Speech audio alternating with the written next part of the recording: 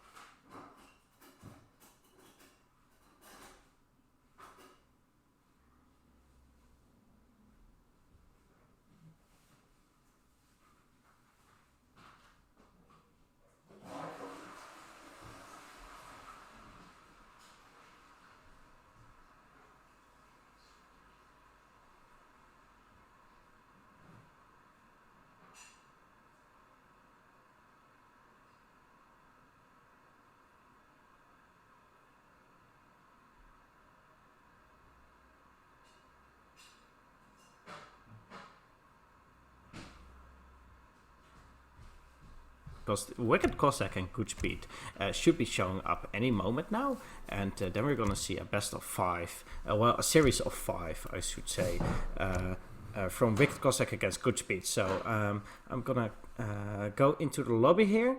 I just need 2 minutes to have a little bit of a bathroom break after the last series, but after that I will jump into the series.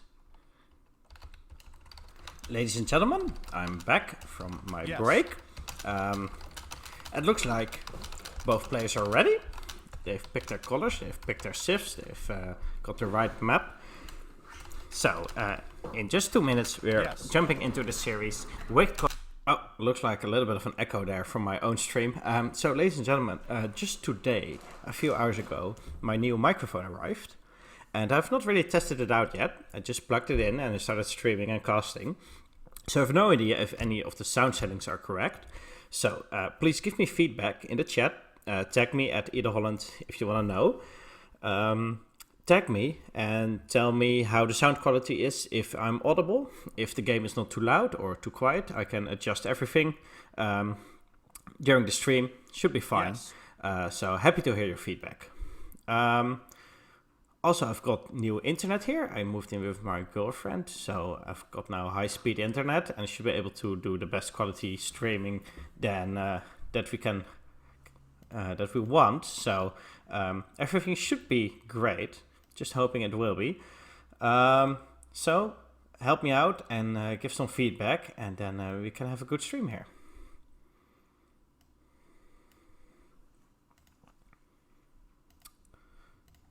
Let's see, how many Hans are here? Enough for Japan on 200 population. Looks like a GoodSpeed. I don't know if he's trolling or just fooling around here, but talking about the Hans on this map, acting like he doesn't know the map.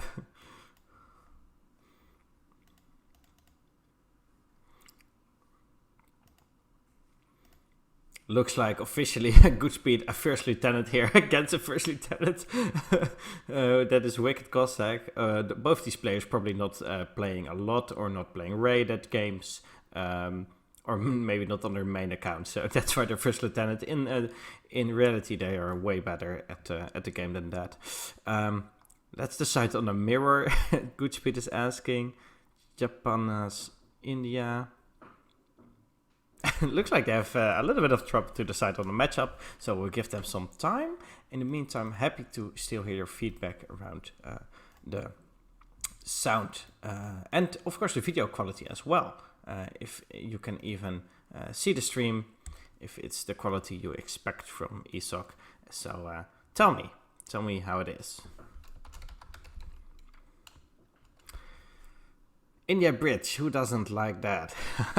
Well, GoodSpeed's main civilization is definitely the British. After that, it may be Japanese, whereas WickedCossack's definitely has a main civilization as India. So that's why they're probably fooling around with those civilizations in this case. Sounds great. Mike sounds awesome. Alright, that's great to hear. It cost quite a few of our duck coins, so definitely good to hear it's good. I'm gonna leave a good review on Amazon then as well.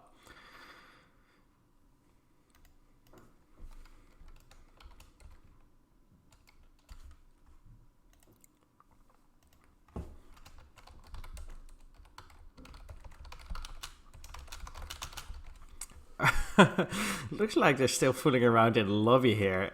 They're really not decided on the matchup yet. Well, WickedCossack has clicked in with Russia, but GoodSpeed not committing to it. Maybe he needs a bit more convincing before he wants to click up into this matchup.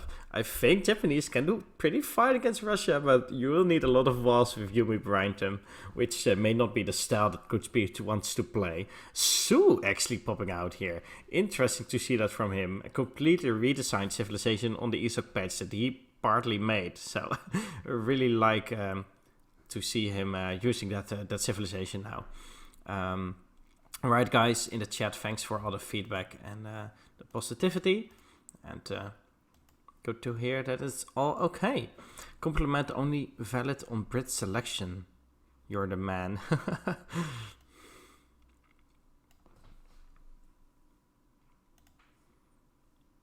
Yes, that was a little bit of edeholland's mother in the background there, which is commonly more called my girlfriend, but well, the insiders will know that's actually my mother living here with me.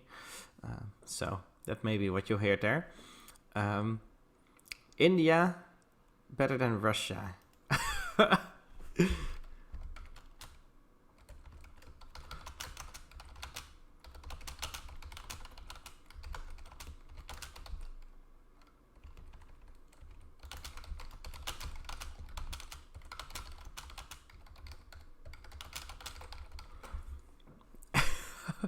How about Dutch Brits? That's definitely a nice matchup.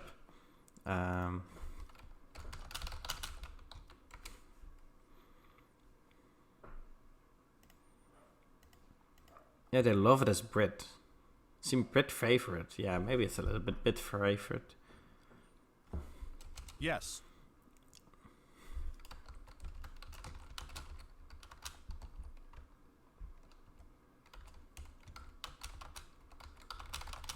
And now GoodSpeed switching to Russia again. This Civ dance is real here. Looks like maybe we now finally have a matchup of the British civilization against the Dutch. So we could do Dutch too. We finally decided on it. Please don't change again. You get more bragging rights. Please just click in. Yes. Well, I'm hoping people are not tuning out because they think the game is never going to start. It's definitely going to start, and probably within 5 minutes, but they need some time deciding on this first matchup. Of course, after the first matchup, it's going to be, I think, alternate picking, which means that first the winner has to pick first, and then in the second game, the other player has to pick first, whoever was the winner of the second game. So, alternating picking. Let me quickly get up their thread to see if that's actually true what I'm saying. But pretty sure that's it. India mirror, no mirror. Yeah, the India mirror is definitely one for WickedCossack, since of course his main civilization is India here. Let's go to the scheduling thread. Go to WickedCossack versus GoodSpeed. Oh yeah, they have to play 3 different civilizations as well. Oh, it's decided based on their team. So the Nila Ninjas will have to lock civilizations first in game 2. And the Nila Ninjas, of course, being GoodSpeed here. Anyways, so looks like they're still deciding on one.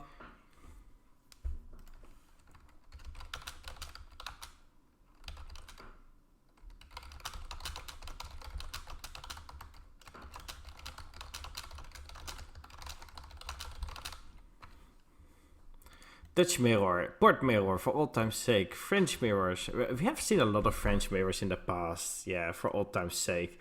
Definitely a very popular one, but nowadays French. Well, as we talked about earlier, it's only been played once this entire tournament so far.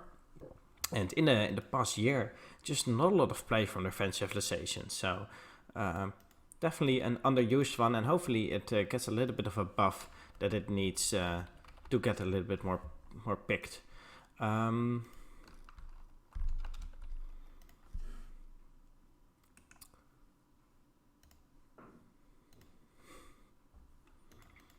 We're just incompatible.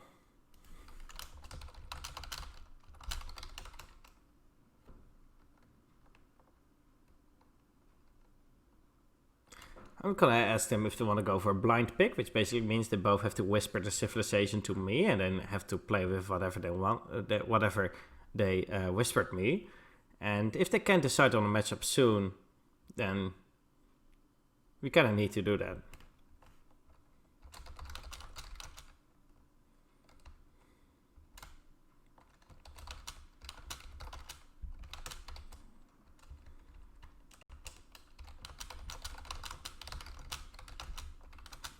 I'm just gonna give them a 5-minute deadline, and then they have to decide on something, because well, we have to start this game at some point, yes. Right? So let's see if they want to do a blind pick or not.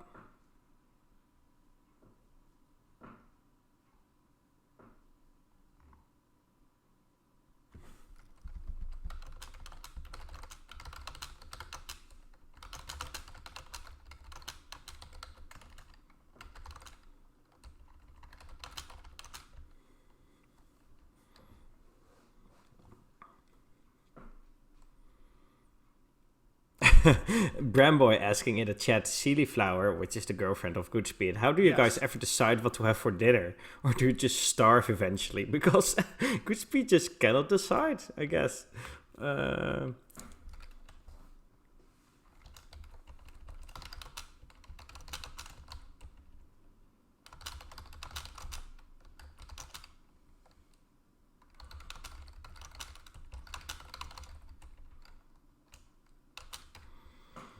Okay, well, looks like we're gonna have a blind pick here.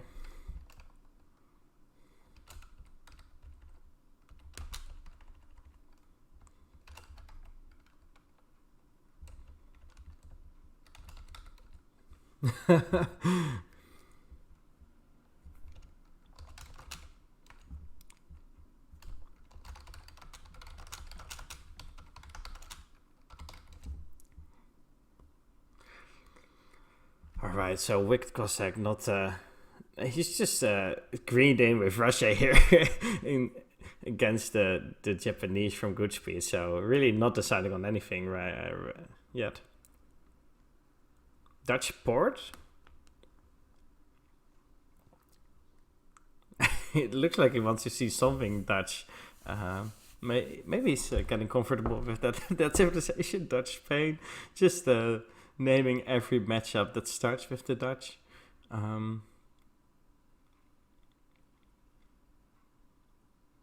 Dutch versus a trade post Civ. That's clever. Of course, this map, Grand Chaco, doesn't have a trade post, so he wants to play against a civilization that needs one. I don't really do mirrors, he says.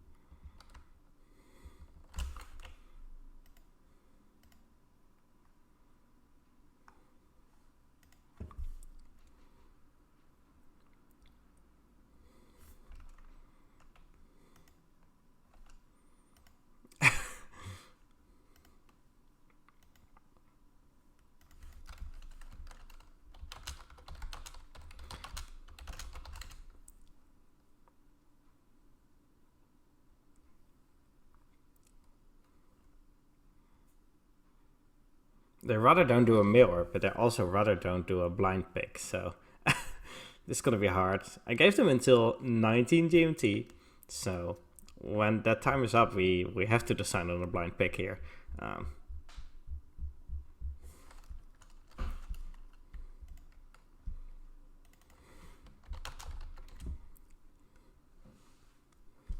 Let's wait until 90 GMT, just 20 seconds left. The Otto mirror he's proposing now. WickedCossack is not accepting any one of the mirrors, but then again, GoodSpeed is not accepting any one of the non-mirrors. So it's really something they have to decide on right now.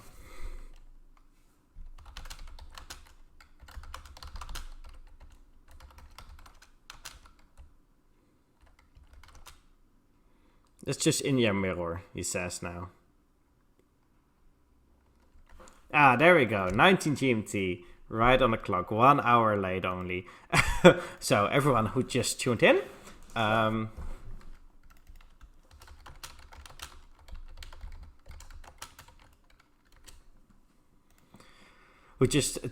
we have had a little of a sift dance. I couldn't decide on a matchup, but we finally have now here the first game of WickedCossack versus GoodSpeed. For everyone who just tuned in as well, like we are not already an hour into the series. We just now started. This is going to be the first game. So please don't be too mad for having them not deciding on a matchup. Of course, they need a bit of time. They may not have prepared every matchup as well, so they needed a bit of time to decide on one. And now finally we have the first one. After that it will go much smoother since we will have counter picking.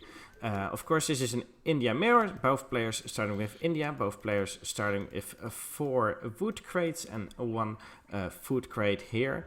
And there's a lot of treasures on this map. Which makes it really interesting to see 2 India players going for that. But there's also some livestock on it. There's 4 llamas all around the map. I mean, 4 llamas on each side of the map. So let's see who can get an advantage in that regard. Looks like we've now a donation from Kao who says, just Vololo start this game. He's probably fed up with all the waiting and he just wants to have a good game. Well, finally Kao, we've started the game, so you should be happy now. Looks like WickedCossack immediately going out on the map to take all the llamas versus GoodSpeed, getting a 30 wood treasure in his base, which is of course a good one, but it doesn't beat having all 8 llamas. So if WickedCossack can indeed get them all, then it's going to be a huge advantage to him and a very big experience boost. Maybe GoodSpeed doesn't know the maps that well and doesn't really know that the llamas are here, so maybe that's why he's not taking them out on the map. Other than that, no treasures has been picked up just yet, and looks like we're now gonna see that coming up. 100 XP I see here, another 100 XP, 105 coin, 70 wood, 135 coin. There are a lot of treasures on this map with two guardians, which is quite easy to take out for any civilization with a crack shot hero, for any European civilization or a native one. But when you just have 2 elephants, you have to micro it a little bit to make sure you do the area damage on both of the animals. So 100 XP here being picked up, 100 XP here being picked up. So equal treasure so far. So not really anything too interesting happening yet. Just means that they will have their first shipment out a little bit quicker, which is going to be the wood trickle for both of the civilizations, I imagine. There is the wood trickle for WickedCossack, and there is the wood trickle for GoodSpeed. GoodSpeed having a very interesting deck. Maybe I should talk about GoodSpeed a little bit. GoodSpeed being a very old player, I've known him for quite a long time. He was one of the founders of ESOC as well, and one of the main minds behind the ESOC Patch, which is what we're playing on right now. But nowadays he's not really playing that much anymore. He's still very active in the community and watching streams and putting effort into the ESOC Patch even, but not that active as a player. But he used to be really good, so it's just going to be a question of how much is he going to be in shape. Is he going to be very rusty or just regularly rusty? WickedCossack, on the other hand, is a very solid player for quite a long time. Not a top 8 player, I would say, but definitely one you would see in the round of 16. So force to be reckoned with. But GoodSpeed having an interesting deck here with Established Ironmonger, which improves coin from mines by 20%, actually pretty good, and the spice trade for berries and hunting gathering. So more H1 and H2 cards for GoodSpeed here, which may mean that he wants to draw it out into the second H a little bit longer. Whereas WickedCossack has got more H3 and 4. Oh, there is another donation. Oliveza just subscribed to ESOC. Thank you for subscribing. So WickedCossack more having H3 and H4 cards in his deck. So he may be going for semi-fast fortress. Maybe he wants to like spam Yorumi in the third age. That's not unheard of as well. So a little bit differences in the card pickings here. But I'm interested to see how GoodSpeed can make it work. I think his build is a little bit less standard, his deck. So I'm really interested to see what he's going to do with that. For WickedCossack, Wonder going up in his base. Of course, this is going to be the Agra fort. And for GoodSpeed, not very far out on the map. It's not on Wicked's side of the map, I would say. But it's definitely in the center and right next to a hunt. So he's got a good map control here right from the start. But it also means that if Wicked has got an advantage later on, that his Agra fort will be a little bit more vulnerable. So it's got a little bit of a trade-off. Yeah, GoodSpeed now noticing that indeed WickedCossack has got every last llama there is. And admitting he doesn't know there are llamas on this map. Yeah, WickedCossack got all 8 of them. And I'm not quite sure what the XP trickle is for a llama. Maybe like 0.05 XP per second. But it definitely does help WickedCossack. So imagine my surprise. GoodSpeed doesn't even know there are llamas, and now he's also surprised that WickedCossack has got them all. So not a great start for him from the H1. GoodSpeed is going to be up a little bit later as well, but that's of course also because his Wonder is out on the map and not in his base. So that's not a huge issue. The first cards for both of these players is probably going to be 600 wood, because it's a very solid shipment in general for every civilization, and for India because they can make their houses with it, and of course their villagers, and they kind of need that to have any economy. And you can also add in something like a consulate and some market upgrades. So 600 wood is a very solid shipment. One other thing that we may see here as well is 5 sepoy instead, because you can use the 5 sepoy to immediately punish your opponent for not sending it and immediately try to do some damage. But since both of these players have an Agra fort here, the 5 sepoy are probably not going to do a huge deal of damage. It looks like WickedCossack going for foreign logging first, which is a very good big wood trickle. As you can see, 2.35 wood, which is almost 5 villagers on wood, along with, of course, the extra villager. So that's a good shipment for him. GoodSpeed going for the 300 export, actually. So I was totally wrong about my predictions for the first H2 card. It looks like they both went for something else than I expected them to. But that's fine. The 300 export, of course, can only be used once you have a consulate, and he's now got one. And now he's going to ally with either the British or the Ottoman. I would assume it's going to be the Ottoman, but well, you know, I can be wrong sometimes. The British are a good ally as well. And it looks like 600 coin for WickedCossack. He's probably going for a fast fortress. He's just going to go H up with this. He's got first one economy card in, so he's got some more wood gathering. And after that, he's going to gather up to 600 coin. He's got no military unit population, just a 2 free sepoy, and not going to do anything else in the second age here. Whereas GoodSpeed now got the Ottoman consulate up. With that, probably going to send the 3 villagers from the Ottoman ally. And after that, probably the gardeners, the hussars, that he gets with his export. So he's gonna have a good H2 eco as well.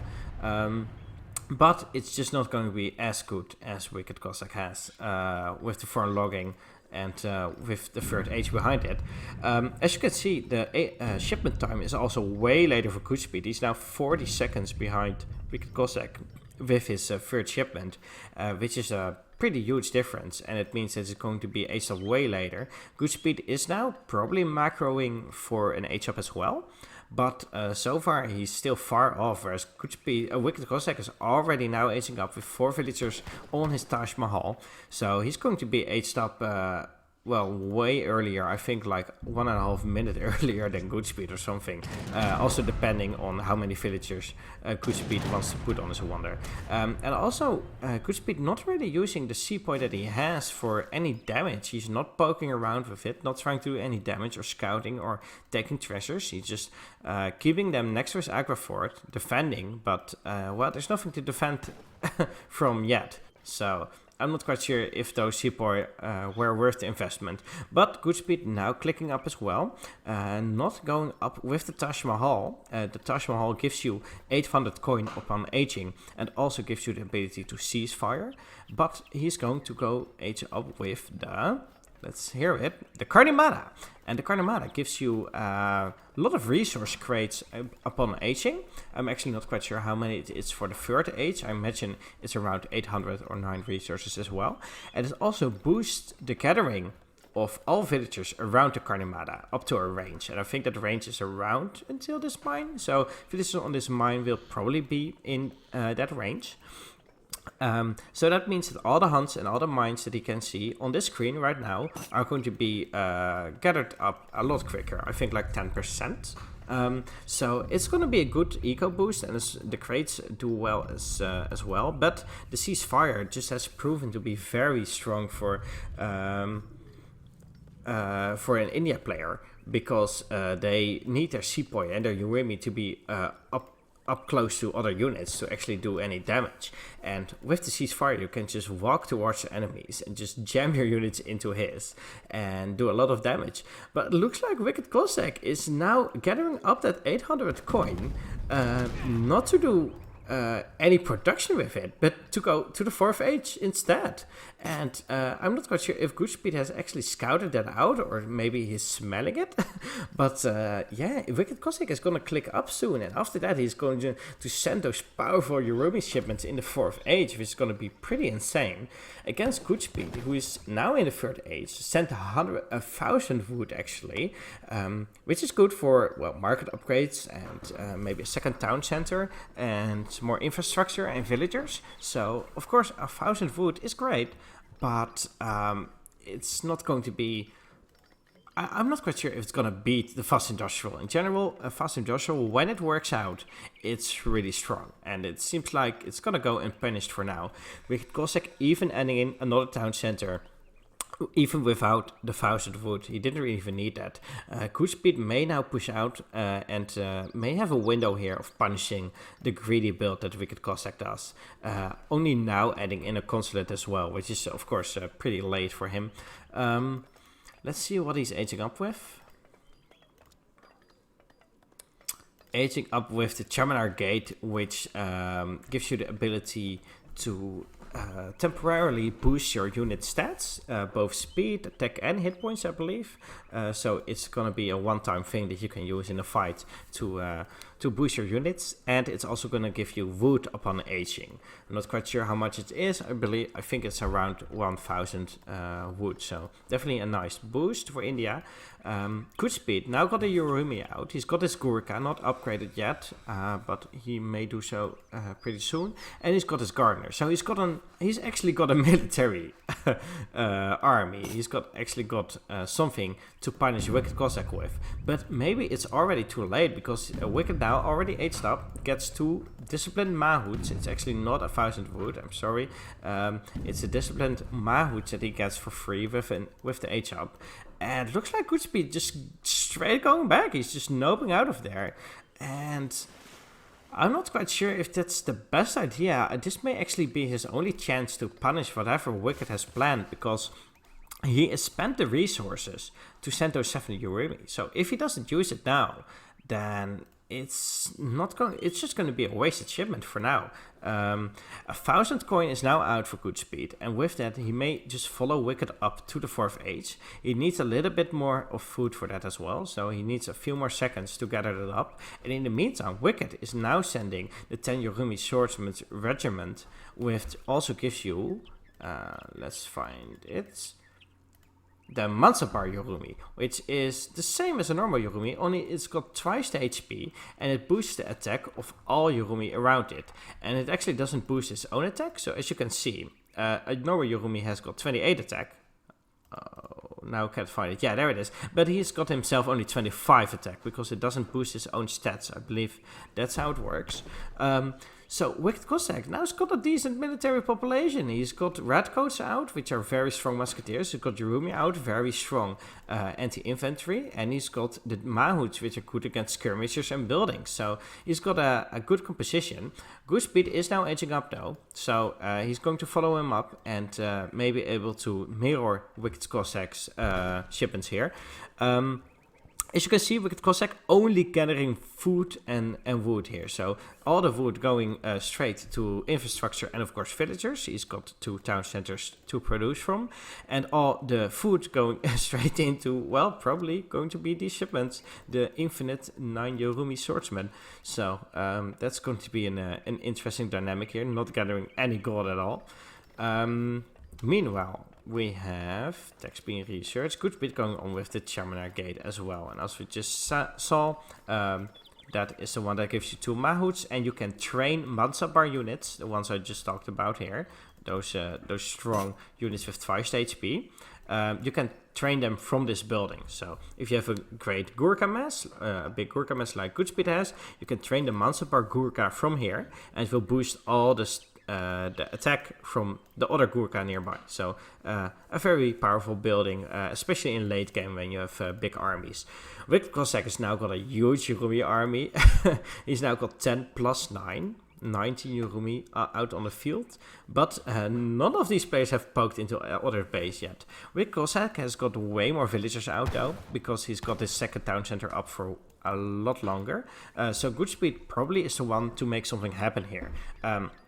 Either be a tech switch, so maybe it's going Gurkha and I don't know, maybe Gurkha Yorumi or Gurkha Sepoy, or adding in some Sours, or whether it's going to be aggressiveness. Looks like for now, Wicked Cossack is going to be the one pushing out, gonna go on the Aqua Fort, and we'll have to see what happened here. Of course, GoodSpeed doesn't have to cease fire. Wicked Cossack is the only one who's got to cease fire. That means he wants to get in a battle. Ceasefire is not really used to prevent a battle. Ceasefire is more used to get a good positioning during the battle. GoodSpeed noping out of there, getting his Minutemen out as well. He's just going to go back and he's hoping that he can beat this army with the right positioning. Minutemen running away, which is not great. But Yorumi just popped out from GoodSpeed as well. So he's now got this 17 Yorumi as well, which are doing pretty great. He's got a big Gurkha mass as well. And I think GoodSpeed is doing fine so far, but Yorumi do really bad against Yorumi, so it takes a long time for them to actually fight out this fight. So we have to see who's coming out on top here. But the Gurkha mass definitely does nice. There is still one Mahout of full HP left, and the other one still got some HP as well. So it looks like actually Wicked Cossack being the victor of this fight. And we have to see if we can actually turn that into victory, or if it just sets back GoodSpeed but doesn't kill him right away. Still got quite a few Yorumi left, but then again, GoodSpeed with his Gurkha mass can snipe off the low HP ones, and that may be enough to actually buy him some time that he needs. From Wicked Cossack, more Yorumi just coming out. 9 more, the infinite shipment being abused as usual. He sent it twice already. So another 9 Yorumi now out on the field. And if they can get in contact with this Gurkha, it may just be over. This fight may just be totally won by Wicked Cossack here. And after that, I'm not quite sure if GoodSpeed has a follow-up. And there is the GG resigning in this India mirror here. The Yorumi mass was too much for these Gurkha. And yeah, GoodSpeed acknowledging the abusiveness of the Yorumi here. And yeah, definitely GoodSpeed not not very happy about this. I think Wicked Cossack is outplaying GoodSpeed, countering the defensiveness that GoodSpeed always has. He's generally, I would say, one of the more boomy players. That's why British is main as well. And countering that with a fast industrial, which is really smart. So yeah, there is the first win for Wicked Cossack. And going into the second game, it's going to be played on Florida. And in this time, the Nilla Ninjas have to lock civilizations first, which is going to be GoodSpeed. So he's got another setback here, which means he has to pick a civilization first.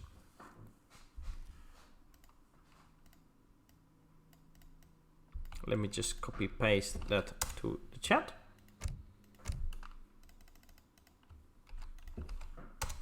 There we go. And then they can get into the second game.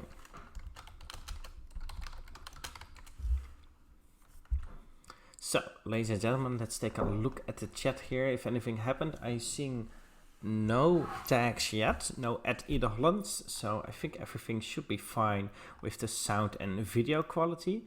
I mean, like I said, this is a new setup, so I'm kind of trying it out still. But everything seems fine so far. I hope there's no lags, no stuttering. There are no dropped frames yet as well, so maybe I can even set my bitrate even higher. I think right now it's 4K. Play with or win with? Yeah, you cannot play it again.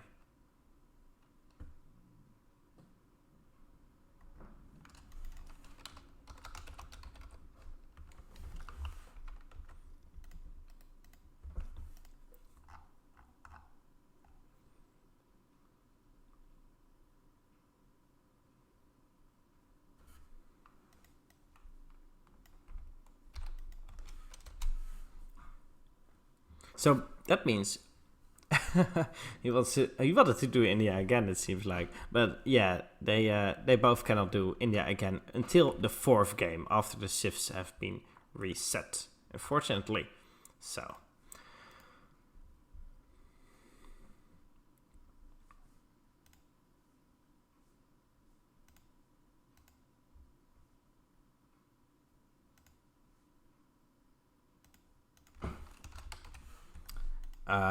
GoodSpeed has to pick first here. Oh, Mr. Bramboy donated $10. Team GoodSpeed, not trolling anymore. Okay, let's see. Let's get that alert a little bit more centered here. There it is. So GoodSpeed. So Bramboy apparently admitting here that he's been trolling. So that's definitely fun. But I think that he's now stopped and donated $10. So thank you a lot, Bramboy, for your donation. The donation bar is still in a fairly ugly shape right now. $289.23. So I would really appreciate it if somebody could please get out $1 and 77 cents here, because we needed to get a nice route 300.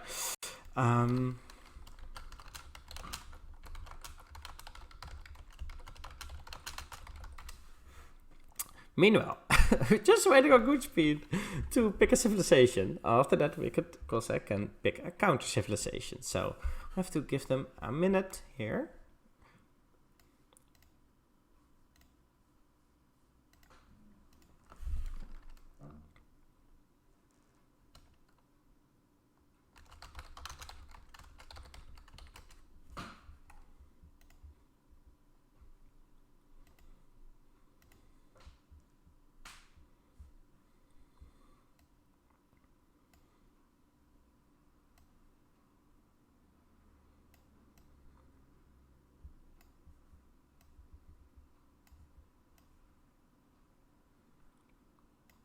What is the score? Somebody is asking in the chat. It's 1-0 for Wicked Cossack right now.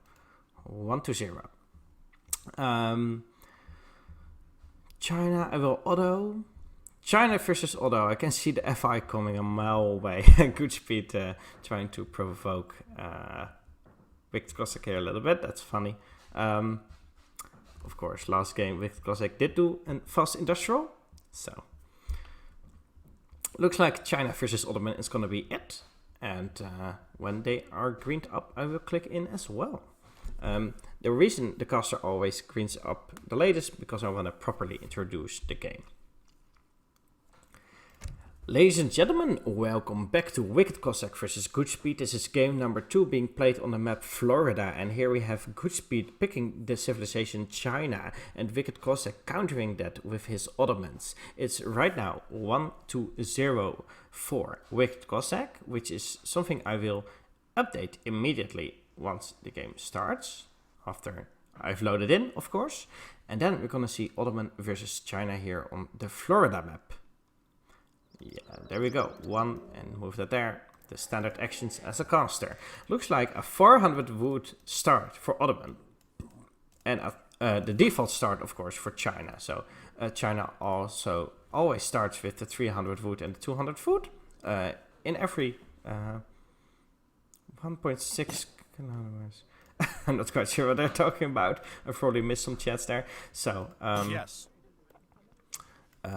China always starts with the same crates. That's what I was gonna say. WickedCossack immediately chopping wood, so probably going for a trade post. And besides that, maybe a church, maybe a market upgrade, maybe another trade post. I'm not quite sure, but he's chopping wood, so he needs it for something. Besides that, also gonna pick up 2 stray dogs when that treasure has been picked up. What is happening in the China base? He's going to add a trade post himself. Of course, on the map Florida, this trade post is very easy to defend. It's right next to the town center. So if you have the wood, it's very easy to take it. It's definitely valuable. So good idea in general to take that trading post early on. Meanwhile, WickedCossack with his villager here already adding in a dog. Okay, so that's where he's chopping wood for. Is he just going to age super late? Look at that, he's got 1 villager on food. Of course, the Ottoman villagers, they don't cost any food. They train automatically. So WickedCossack is probably like, well, whatever, I don't need to have any villagers on food. I just gather the wood and just build fishing boats, and they will gather the food for me. And it does mean he's gonna age very late, but he's against China, and China generally doesn't really mind that. They're like, well, I'm going to the 3rd age anyways, whatever you do. So you have a lot of time against China. You have like 8 minutes before you actually have to act. So this may be something he actually thought out. This may actually be a counter he has known. And if GoodSpeed is expecting a rush or a fast fortress from WickedCossack, this can be very dangerous. Then again, it's going to be so late before Wicked ages. He's now adding villagers on food as well. So it's not going to be that late maybe, but definitely going to be late. No schooners as well. So he's just going to make fishing boats with the normal wood gathering, the normal wood start in the crates, and not going to go full boat spam with schooners and all that shenanigans. And he's also got no cards that upgrade his fishing boats. Okay, so GoodSpeed has got some sheep in as well, which are good. They're tasked on his village, so that means he's gonna get a night food boost. I think around 8 minutes they're fully fattened, which means a night food boost for him by then. GoodSpeed, if he actually scouts this dog, that may actually be a very good thing for him. It actually means that he knows what's going on, he knows the strategy Wicked is doing, and he's just going straight to the shore. I definitely hope he's going to scout this out. And there we have a subscription from Mr. Bramboy. Just a few minutes ago he donated $10 and now subscribes to this channel. Thank you, Mr. Bramboy, for your subscription and for your continued support of ESOC. What we have here is GoodSpeed, I think, just not scouting it out, that dog, which is a shame. It's a pity. How do you not have a trade post, he asked. Like, what? You start with so much wood? What is happening? Where are your buildings? There's no church? He's not done any market upgrades? Like, GoodSpeed doesn't understand it. This is actually really entertaining to watch and definitely fun to see his thought process. Maybe he goes back to scout it, and maybe this time he will scout the dog. I definitely hope so. Let's see. Yeah, he's just not he's scouting in his base. He's not scouting the shore, unfortunately. Let's see if the dogs can pick up a sheep. Perhaps not. Okay, so that sheep is still GoodSpeed. So he's now aging up. And there we have Anonymous donated $1.76. E only 2.999 EE.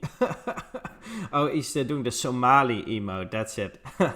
So thank you, whoever that is. Thank you, Anonymous. But well, we still need $1 So until then, this donation bar right here, it's so awkward. It's so ugly. So please help us out with a 1 cent donation. Other than that, I'm not a sellout.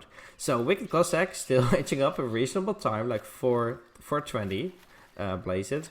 But with a stronger eco behind it, with some fishing boats. So maybe a decent build. I'm really not seen this build very often. Maybe never. I think I've seen it a few times, but not in like high level matches like these. So it's going to be hard to say what's going to be best here. What I do know is that WickedCossack is still ending in the barrack. So he's still going to be aggressive in H2, even with this boom in the back. So it's not going to be a fast fortress, or at least not for now, it looks like. The market not being used yet. Okay, there's the hunting dogs. For GoodSpeed, there's also the hunting eagles. And it looks like a war academy coming up from him as well, because of course he has scouted out this barrack, so he knows there's some pressure coming quite early on. Besides that, he can of course train some disciples from his hero, which do quite well against any weak units in the second age. And 700 wood coming out for WickedCossack, so he's gonna train some Janissaries from here, but not going to go full out on aggressive. With that 700 wood, he can add a lot of boats, which is of course pretty good for their economy, and his trading posts, which is going to be good for their momentum. So WickedCossack, I think in a fine position right now. 8 canoes first for GoodSpeed, and that's really awkward. That's really awkward, because it just means that, well, okay, it may be not that awkward since the Janissary is now popped out, but it just means that his third age is going to be so delayed. He's even popped right now, 30 out of 30 pop. So those 2 canoes better be worth it. Otherwise, this whole operation was a bad idea. Let's see, maybe he should use his hero as well a little bit to tank some damage. A dog now coming in to snare the units, but the 8 canoes so far are doing fine against the Janissaries. Already taking out 2 Janissaries and 1 is on 20 HP. So effectively taking out 3 Janissaries so far. So that's a good value, I would say. But if it slows him down too much, it's just not worth it. And WickedCossack is way ahead in economy just because of these fishing boats and because of 1 trade post. Now adding in 700 coin. And we have to see if he actually makes Janissaries with that, or if he's just going to go to the third age.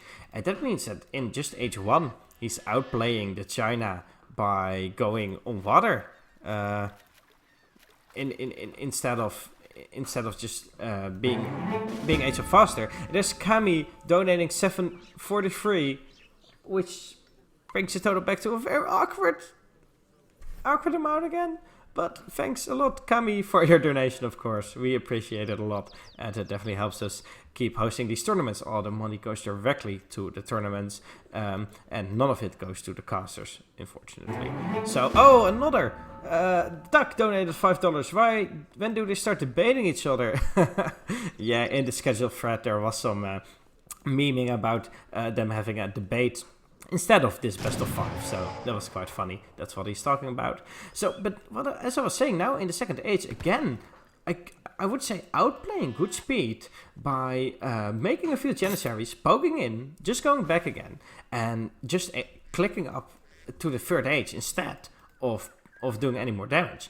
And GoodSpeed so far has used his 8 canoes and his 9 pikemen instead of something like 700 coin with which he could actually age. So when this third age hits, oh, now even 7 rivals. Okay, so maybe GoodSpeed actually knew that he was aging and is now outplaying Wicked by just being like, okay, well, I might as well just push in then. Like, just let's skip the whole. Let's skip the whole third age. Let's just send more units and just push in and try to make sure I do enough damage before any third age shipments hit. Barracks now going down by the pikemen. The stepper riders are being damaged a lot by the Janissaries. They're all gonna go down, but that does mean the Janissaries are snared, which does mean that Chukunu can do damage against them. I don't think this particular trade was really worth it. I think GoodSpeed lost too many of his stepper riders, and he killed too little Janissaries. Now there's 2 falconets out. Let's see if it can take off a shot. There's 1 shot, 1 Chukunu is going down, but the pikeman taking out that barracks is definitely nice. It means that right now Wicked Cossack does not have any military units, any military protection facility.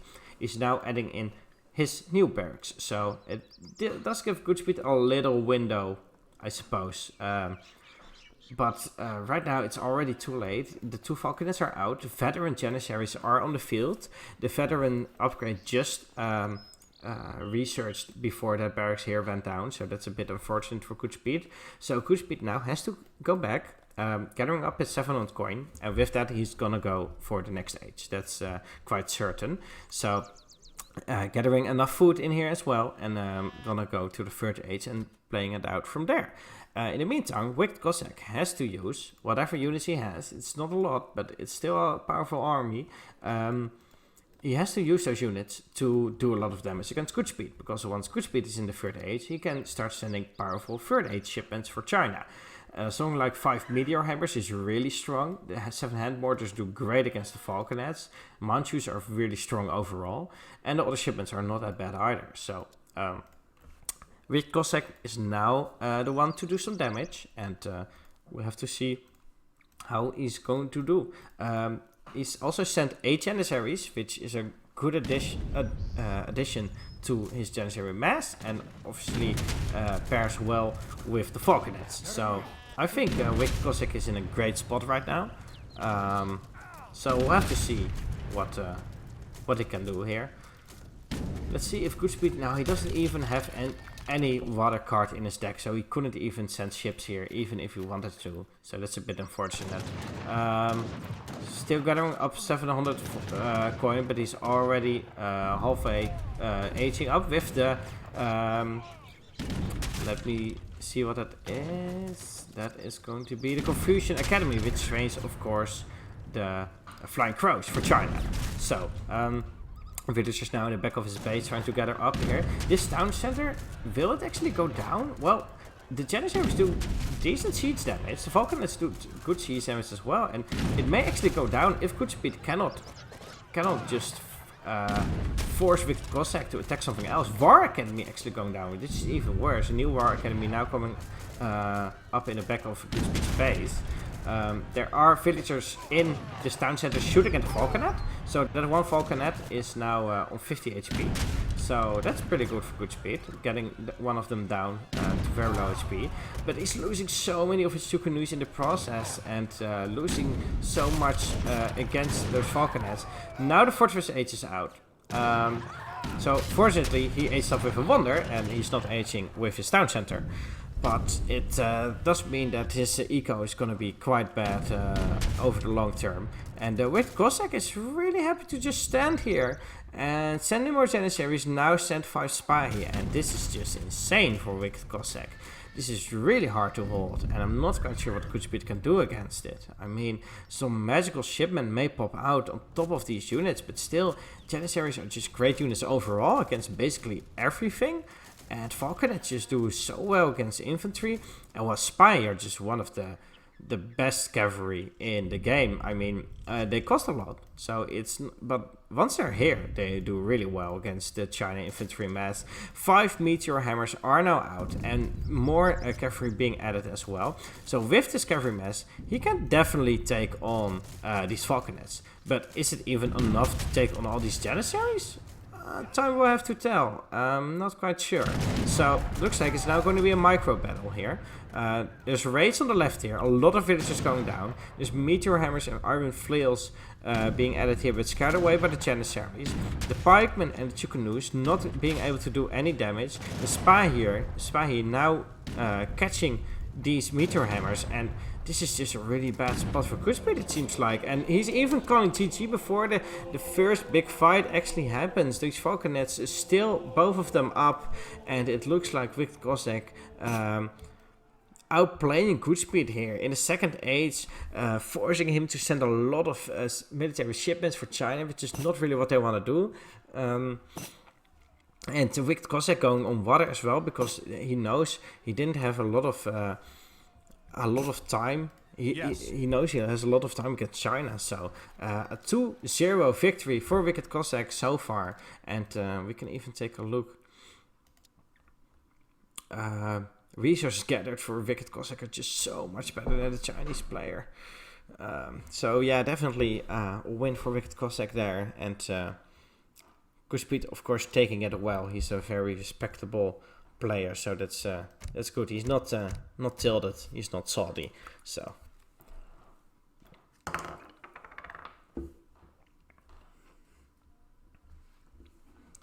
I have to quickly get some water inside of me before we go into the third game. Gotta get my throat, give it a little bit of a boost, and then we're gonna see Alaska.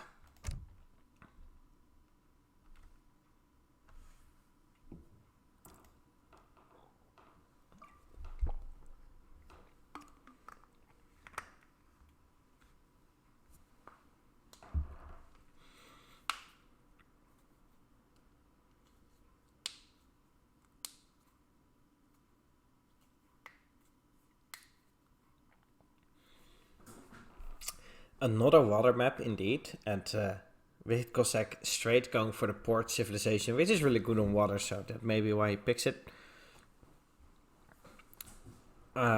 Is Alaska one of the berries map, or can I?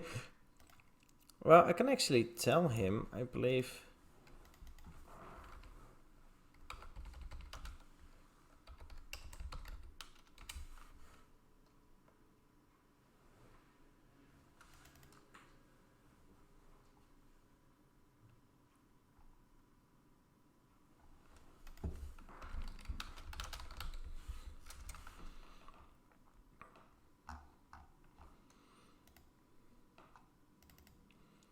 Yeah, so quickly looking up how much food there is on this map to be able to tell them if they can play Japan on this map.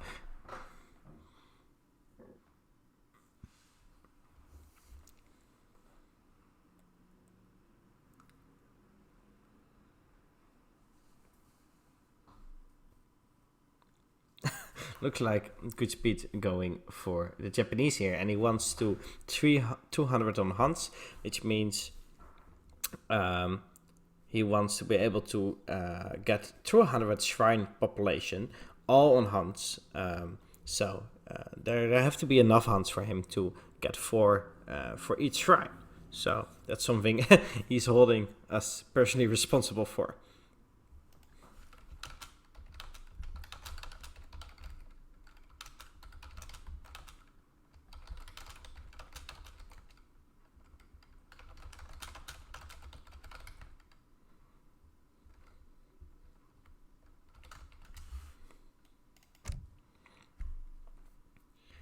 Looks like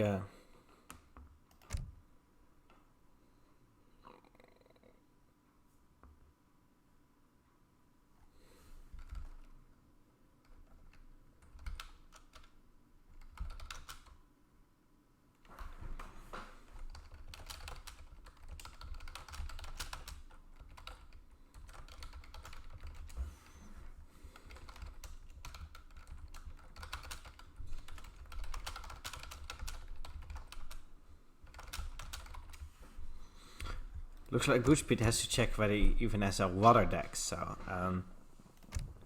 let's see, water boom. This deck is not done yet, as you can see. 24 out of 25 cards. Blah blah, and he's got water. So he's got some water deck, but maybe not really what he wants.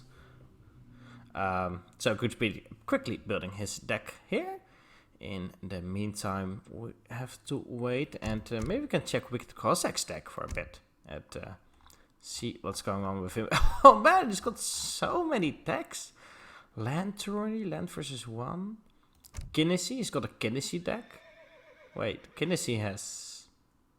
Oh, maybe it's against Kinnisi? Why not Advanced Dog though? Wonder 1 vs 1 fan patch. That's from like 8 years ago. One for Lens fan patch hunt. He's got a lot of decks in here. I have no idea how he would ever pick what he wants. But, well, let's see. And there it is. GoodSpeed clicking in. Turns out he didn't have a water deck, so he just built one. Ladies and gentlemen, GoodSpeed versus WickedCossack. The third game now starting on Alaska. Portuguese versus Japanese here. WickedCossack picked the Portuguese first, and after that, GoodSpeed picked Japanese as a counter pick. And well, Japanese, of course, have a good scaling in the game, a very good eco boom with their shrines, and the Portuguese can potentially go on water here, which is a nice thing as well. Resurrect, that's fine, yeah. So there may be a small chance that he wanted to rehouse because of crate or anything, but I think it's definitely fair. If you say within the first second we have to rehost, that's definitely a fair point. Because of course we want to make sure we record all these games, so we're able to upload them on the forums, we're able to watch them back, so fair point by him.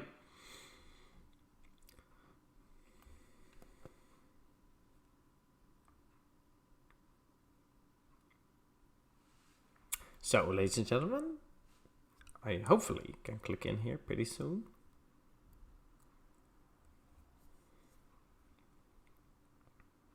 GoodSpeed just looks like he's now finally got a water deck. Water boom, it's called. Maybe he's even going on water himself, and he's telling WickedCossack, "Hey, I wanna boom with shrines," but instead of that, he just wants to boom with water. You never know. GoodSpeed may be playing a little bit of a mind game here. So, ladies and gentlemen, WickedCossack versus GoodSpeed, take 2 on the map Alaska, and the Portuguese versus the Japanese. And as I just said, Portuguese very comfortable on water, but maybe GoodSpeed wants to do the same with his Japanese civilization. So we'll have to see how it turns out. There's a lot of water on Alaska, and it's really hard not to play around it. But then again, you can just totally claim the land, and you're pretty fine, because there's a lot of space and a lot of resources you can go to without being harassed. The only thing you don't have when you're just on land is any trade posts. There are no trade posts on this map. So it's not like you can do a nice land boom yourself with any civilization, because you cannot do stagecoach, for example. So what are we seeing here? Both players immediately getting their crates up, getting their first villagers in queue, picking up some small treasures. Consulate coming over Japanese, all normal stuff so far. Yeah, and there are the berries. I was looking for the berries that GoodSpeed has, and well, it's really hard to see them on this background. So I was looking for them for a little bit, and it looks like WickedCossack just going for a market first. Okay, so he's using his early wood to go for a market, but does that leave him with enough wood to build a house, or is he going to trade gold for wood to build a house? That may be the case here. The orchard from GoodSpeed going around the map to scout, which is a good use of it, because at first you don't need an orchard yet, you can just hunt from the berries. Let's see. He's picked up a 60 wood, which is a nice treasure for Japanese, but then again, the Portuguese has got an 80 wood, losing some HP on his hero, but still relatively nice. So both of these players must be happy with their early treasures. The wood especially, good for Portuguese to go on the water, good for Japanese to build shrines and go on the water, so definitely something they are both happy with. Besides that, not much has been scouted yet in terms of treasures. 50 coin is still back in this base, so that's a good one. 120 XP for 3 wolves is very reasonable for Japanese, actually, because they can stun, of course, the wolves with their heroes. 110 wood now being picked up by WickedCossack, but it takes him a little bit more time to actually get it. And maybe GoodSpeed, if he has a good scouting pattern, he will just go to the treasure. Oh, please, GoodSpeed, please scout that treasure. Otherwise, it's going to be a very good win for WickedCossack. 110 wood, along with the 80 wood he got earlier, means 200 free wood.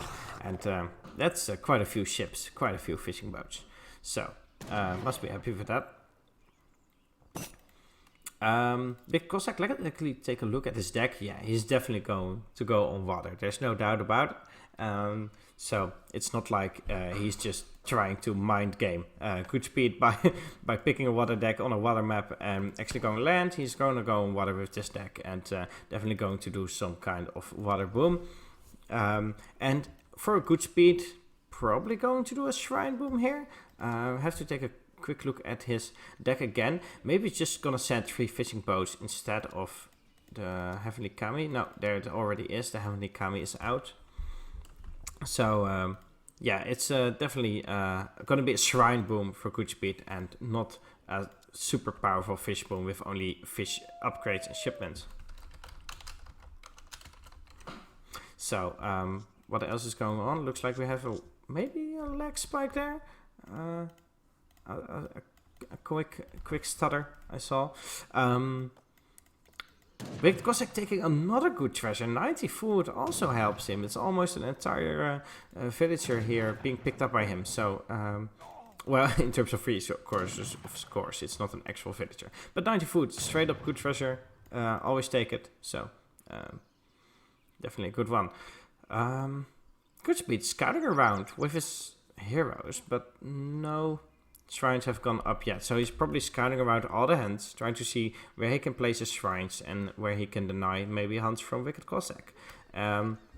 WickedCossack maybe wanting to hurt in this one, because otherwise GoodSpeed can maybe just take it by placing shrines here. So that may be something to focus his attention on. GoodSpeed now setting up more of those shrines, whereas WickedCossack now finally ship booming with 1 boat so far, but probably going to add a second dock. There it is, the second dock for WickedCossack, gonna have a good sea boom against this shrine boom. So more shrines coming up here, the big shrine coming up, the Wonder Shrine in the back of his base, and well, we'll have to see what their plan is. If WickedCossack is gonna go straight to the 3rd age once he's in 2nd age, or if he's gonna stick it out in the 2nd age to do some damage. If Japanese is gonna maybe rush the Portuguese here instead. There's a lot of options for both of them, and the first shipment is gonna be very important for that. It's gonna really decide what their plan is gonna be. So we have to see what they choose for.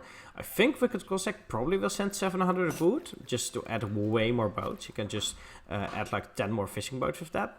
And Japanese probably gonna do 600 wood to add more shrines. So, but if you see something else, then that definitely does indicate a different strategy. More shrines coming up. He's right now on 90 shrine pop, and he's gonna go all the way. He's gonna go until 200 shrines, I feel like.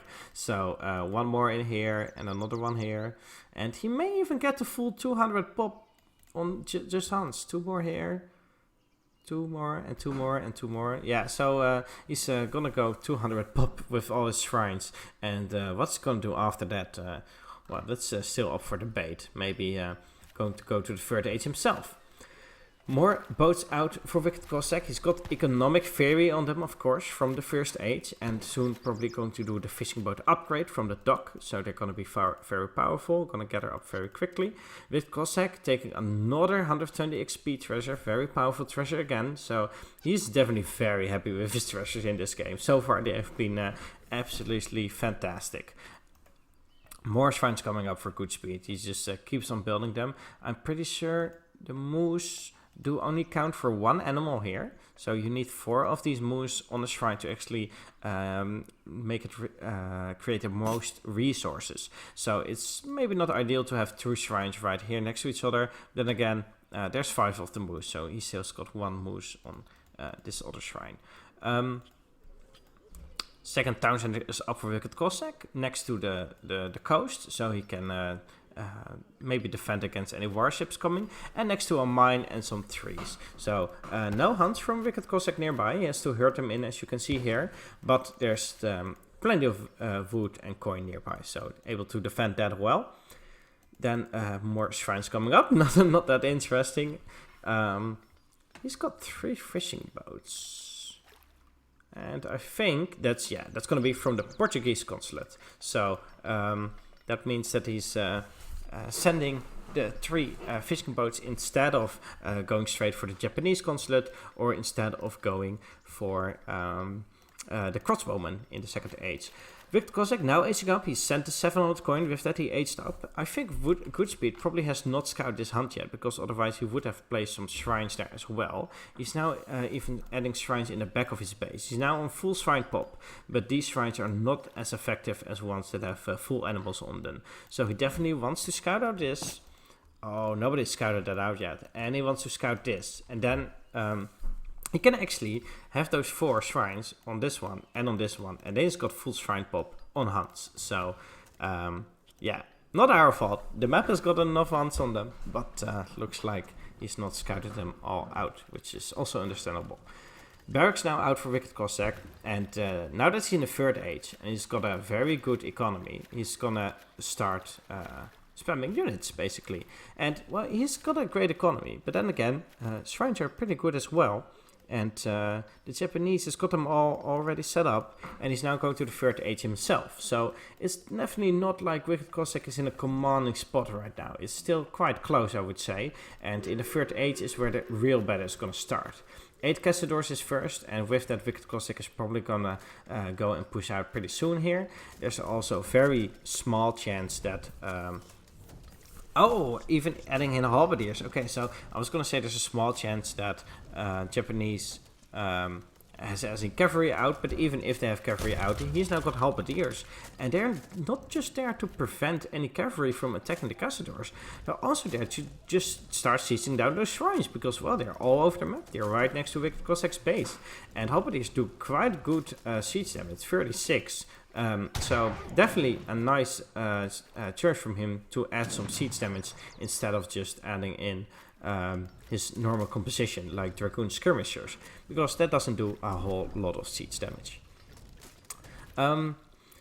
Castador's not really doing any damage yet, so far not got a good value out of it, but in the end, when he has got them messed up, he can poke in with it and definitely do better. Second barracks is now up for GoodSpeed, 2 times a barracks, and a stable is up, so he's got his infrastructure. He's got his wonder. It's going to be almost ready in like 10-20 seconds. And after that, he's going to start spamming units. In the meantime, WickedCossack, I don't think he's added any more boats for a while now.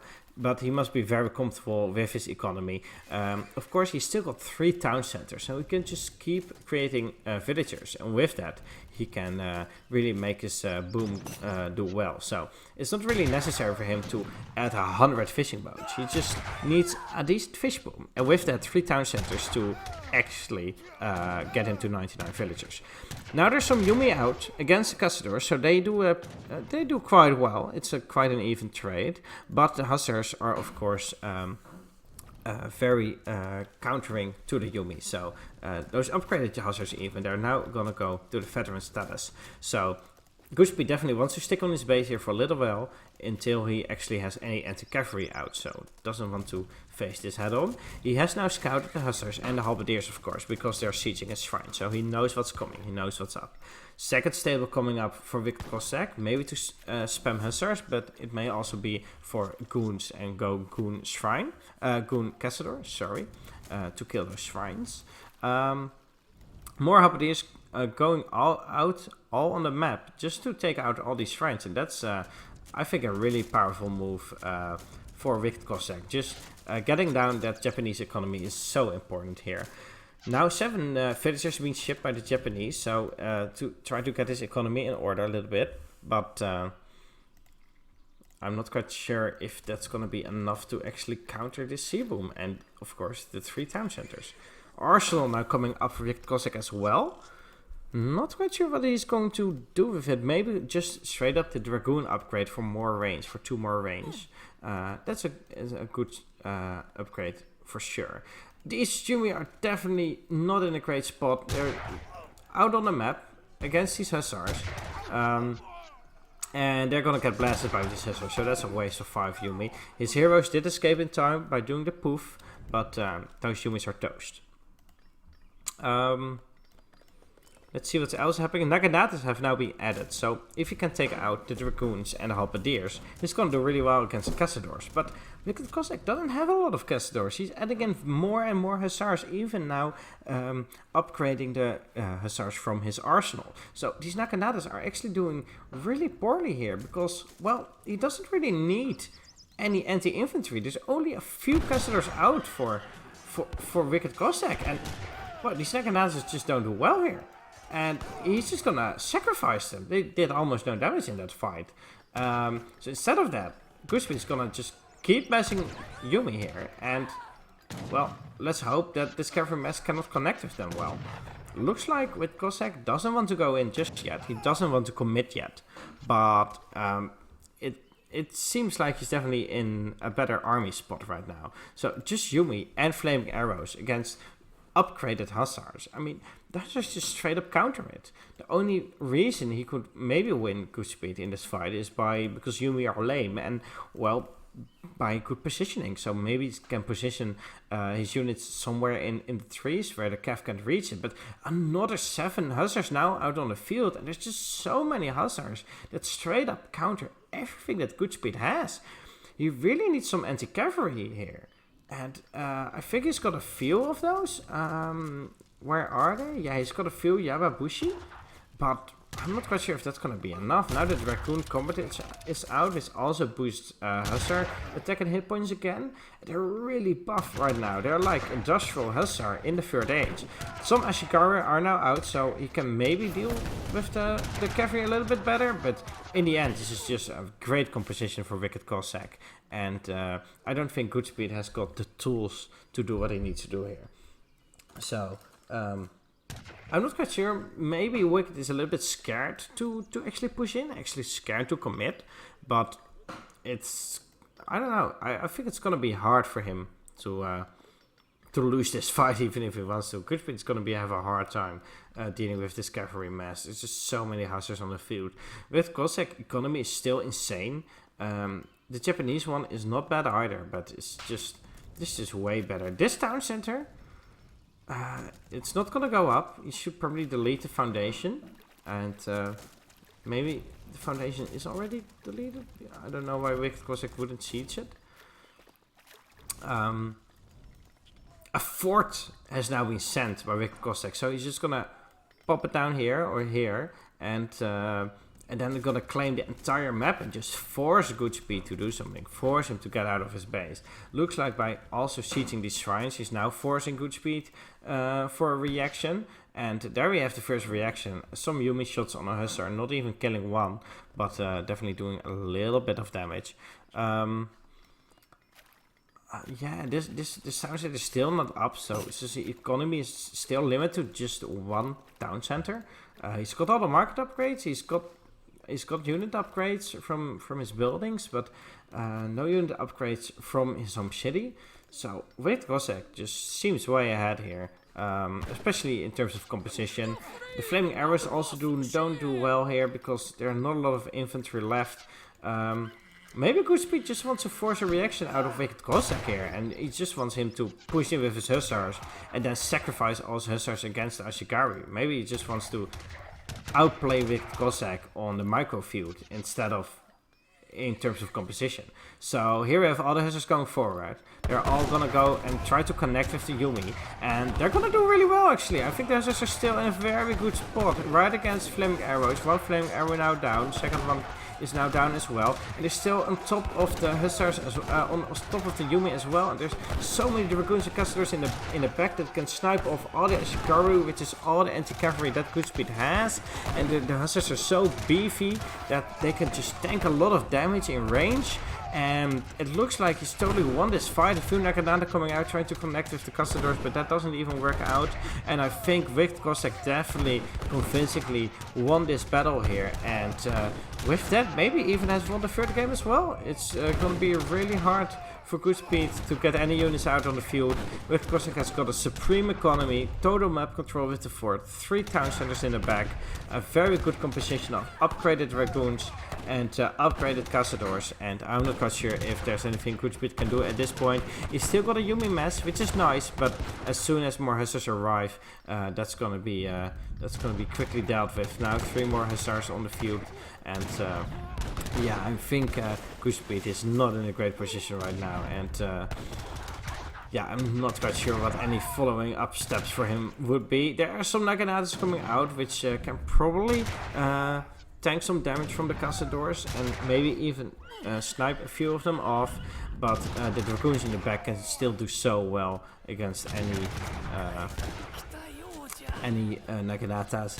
Both of them floating a lot of resources, as you can see, 1300 wood and 1000 food being stacked up, not being used, which is a big shame. Then again, WickedCossack also stacking up 1000 wood, so that's not actually great. So yeah, it looks like GoodSpeed now holding out for a minute more, but Mamelukes are now out with 1600 HP because of this this upgrade on them. And this is just such an insane army still, and I don't think there's any way GoodSpeed can deal with this, honestly. Victor is now all on the map. He's everywhere with his villagers, from the south to the north on the sea, and taking all the resources, claiming it, so the shrines can get nothing. So GoodSpeed's boom is pretty much over at this point. He's doing one last fight with more flaming arrows being sent, more disciplined Yumis popping out, which do well. But the Mamelukes are just nowhere near to being dead. They have just too much HP, and yeah, this is very, very hard for GoodSpeed to deal with.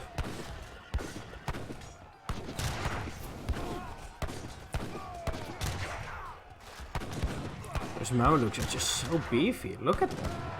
Like, their attack isn't great, but their hit points is insane.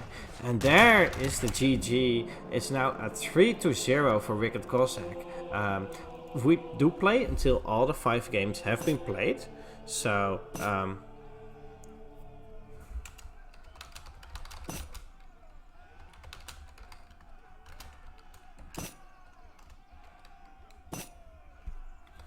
yeah, it's supposed to be an easy matchup, but then again, Portuguese on water is different from normal Portuguese, obviously. It's a whole different type of flying altogether. So, hard for Japanese to deal with, or at least hard for GoodSpeed here to deal with.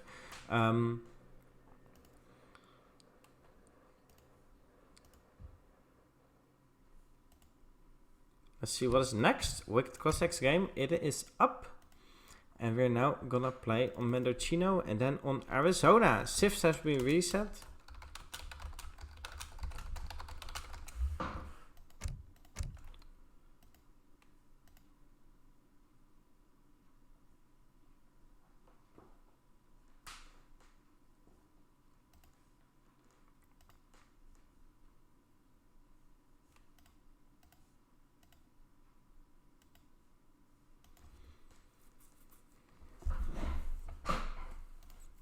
Okay, give me a quick moment to drink some water again.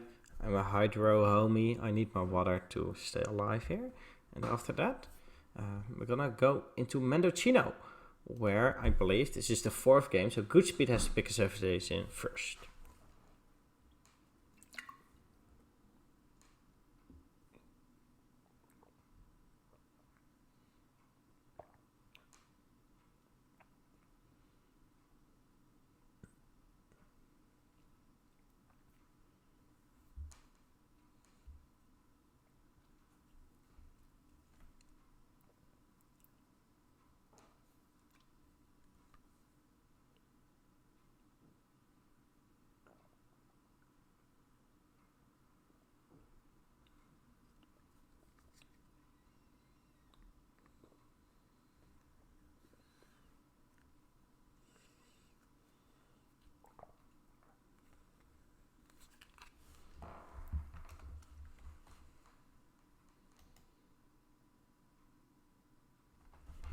Okay, ladies and gentlemen, I drank my water, and I see some people in the chat asking, hey, what level is GoodSpeed currently? Why doesn't he beat WickedCossack? And, well, he used to be like PR like 40 or 39 maybe. But right now he's really rusty. He hasn't played a game seriously in years. He's not practiced from what I know. So yeah, that's why he's not in a great condition right now. But I'm really appreciate him playing, and that's why I wanted to cast this game so badly, because he's just he's entertaining to watch, and the banter they have between the two is entertaining as well. So that's why I really like casting these two and casting this series. So definitely not a mistake, I would say.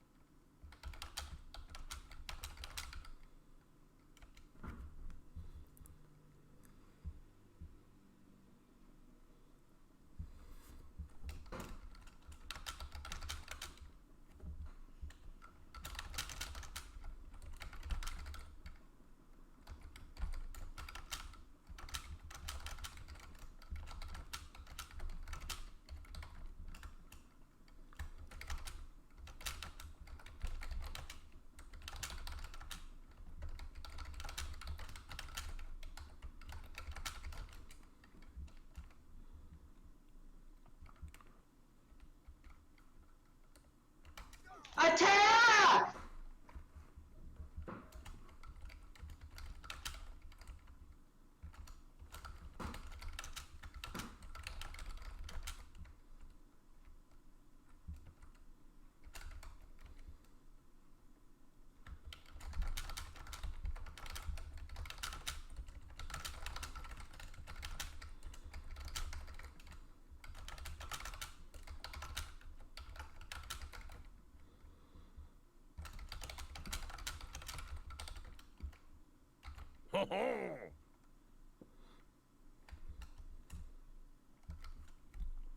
Okay, GoodSpeed.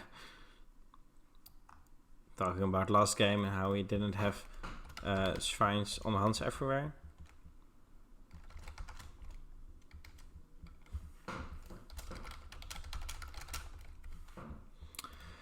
So yeah, well, he's picking a civilization. Might as well read the chat a little bit more. They're talking about, of course, the teams in this tournament. So those who just joined and have no idea what's going on. This is a team tournament where every player is part of one team, and in the end they have to win the most games for their team. So it's not really about who wins the series, it's about how many games have been won in the series. So although Eero is supposed to be good these days.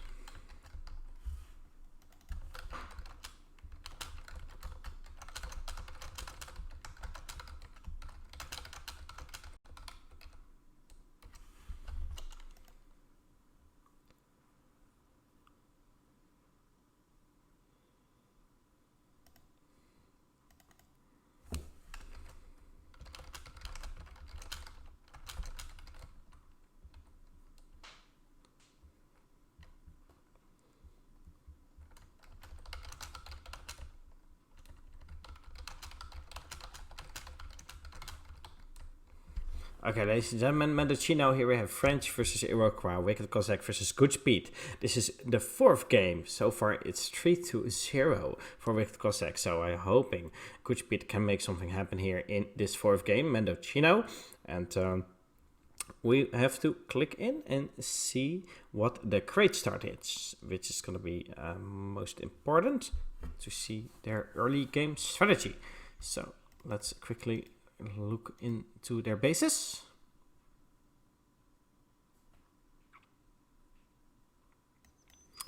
And it looks like a 200 wood start, so maybe the French player is going to go for an early trade post, and maybe the Iroquois player is gonna go for, I don't know, that 100 wood that can be used for a trade post, but he has to chop more wood with it as well. And of course he can use his travois to build a house. So that's it for these players.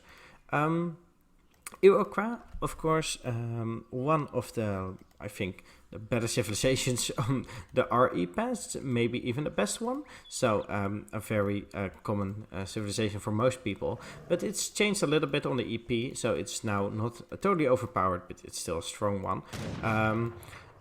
I think a civilization that's good in multiple things. Fast Fortress, it can do quite well, but also Colonial Age Aggression is, I think, where it really shines, because it's a very fast civilization, and being fast is quite important if you want to be aggressive in the Colonial Age. Otherwise, the opponent is going to be in the Third Age, and you're not. French, very all-round, very neutral civilization. Doesn't have a great counter, but it's also not a great counter against any other civilization. So it's really hard to judge them against Iroquois here. What I suspect is Iroquois doing Colonial Age Aggression and other Fast Fortress to try and secure the trade post line as well. But I mean, this is GoodSpeed. There's really hard to predict him, especially when he hasn't played in so long. So we have to see what he does. It looks like he's going to go for the trade post, and it's going to take the one that's quite close to WickedCossack's base here. So that may be helpful to him if he wants to contest the entire trade post line. It's good that he already has one close to Wicked's base, and he doesn't have to take that later. So nice little pickup for him. That's trade post. After that, they're gonna go straight for the 800 foot and gonna get the H up in queue as fast as possible. Let's see for any treasure contentions and for any... looks like GoodSpeed, just not caring about his hero being here, just walking straight past it. Now going into melee, maybe he wants to use his outlaw rifleman to take it on in melee. I'm not quite sure what's happening here. Outlaw rifleman, at least going to the south, probably to support his hero. The first shipments are now out as well. These two dogs can definitely help both of these civilizations very well. 80 foot is also huge. 90 foot is also very big. And it looks like WickedCossack is going to safely take this 90 foot because GoodSpeed is in no position to contest it. So he may just go for a whole other treasure like this 80 foot instead. It's also really good. He's already got one hunt in his base, and WickedCossack is bringing a hunt in his base as well. So both of them quite comfortable with the herding, I think. Scouting around with his Pawnee Scout, and he may actually scout out this treasure, but WickedCossack will be too late to contest it as well. So far, my GoodSpeed already got 2 outlaw riflemen converted, so that's a good little pickup, and may be able to do some damage early on. It's got 40 damage. It just does a really bad damage against villagers and buildings, but does a lot of damage against any other units. So nice pickup for him in the early age. 60 wood left on this map as well, 90 coin, and all these treasures are just really powerful, 135 XP, so they can go treasure hunting for another 2-3 minutes before they're all taken. WickedCossack taking a quick 40 XP, which also helps him. And it looks like WickedCossack is now halfway up on aging. GoodSpeed is also aging up, but I don't think GoodSpeed is aging with the messenger, not with the fast age up politician. Let's see. The wise woman. Okay, so the wise woman gives you resources upon aging up. So it doesn't age you up quickly, but it does give you resources, and it gives you enough resources that you can get a decent economy out. Like, you can get another trade post out. I think it's 200 food, 100 wood, 100 coin.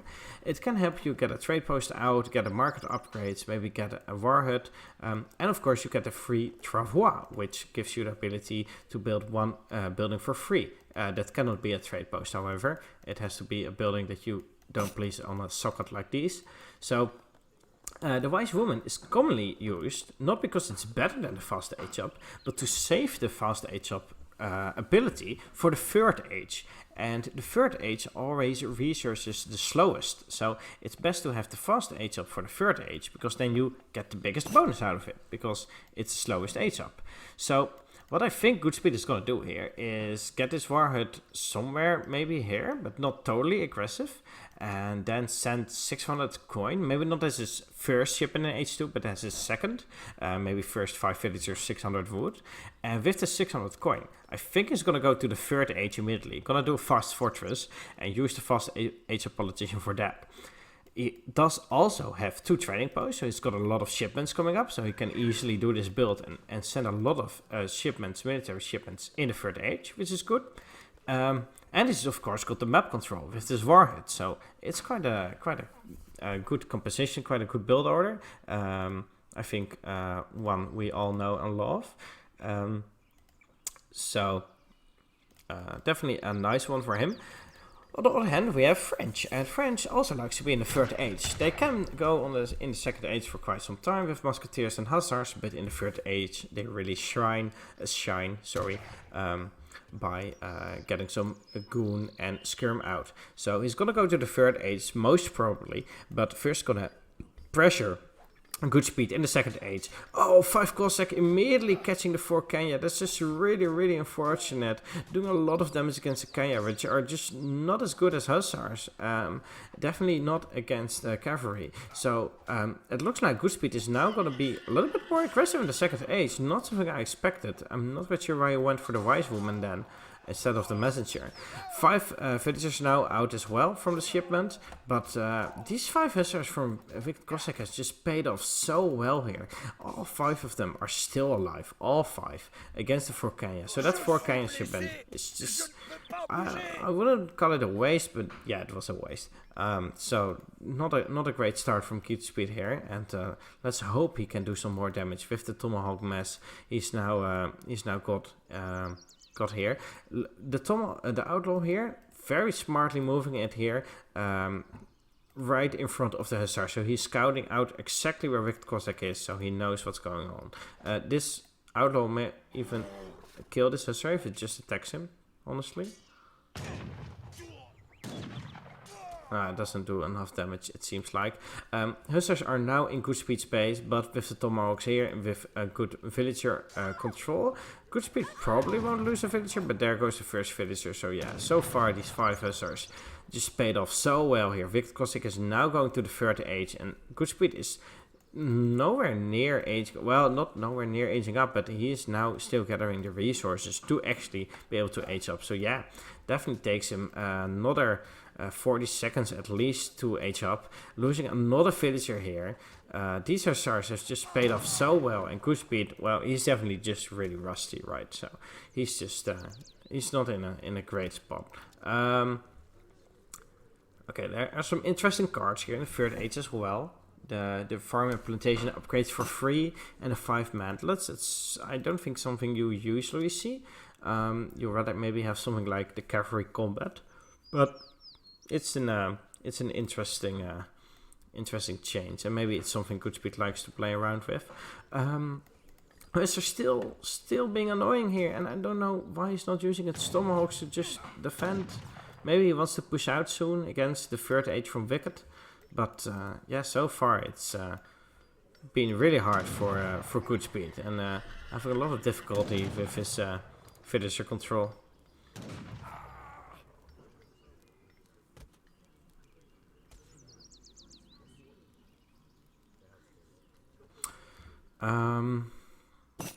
Skirmishers now out, goons now out, and this is really the most default French build, right? So this 4 villagers, 700 coin to age up, 700 wood to build infrastructure, and after that just skirmishers and goons, and skirmishers and goons all the way. Just keep building them.